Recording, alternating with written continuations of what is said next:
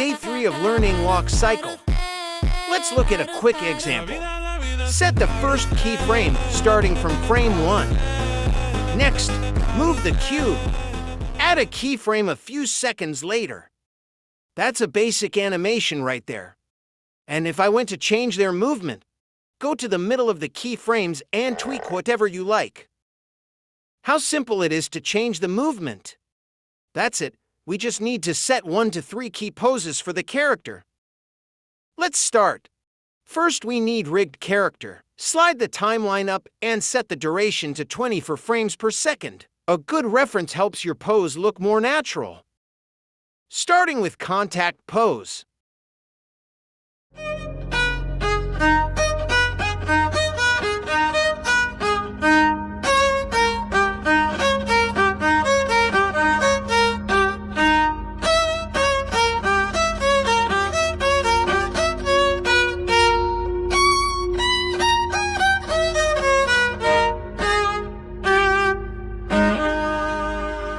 After setting contact pose, select character. Press I and select location rotation. Use Shift D to copy the first frame and drag it to frame 24. Decrease 1 frame to avoid jitter. Select character. Copy first keyframe.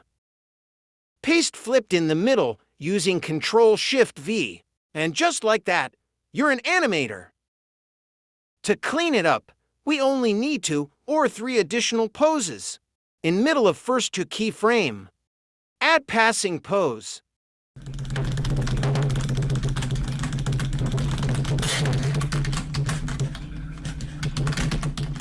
Select character. Press I and choose location rotation. Select new keyframe and Ctrl-C. Flip with Ctrl-Shift-V.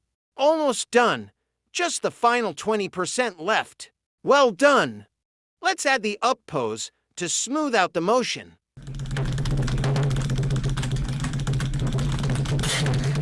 Time to preview the animation. Great, this is looking good. Adding a second viewport for better angle previews. A touch of torso movement helps it feel more real. Just a little bit. Add a keyframe, then copy and paste Ctrl-Shift-V to the other side. Now, let's preview the animation. Now we'll add some shoulder movement for extra realism. Go to first keyframe.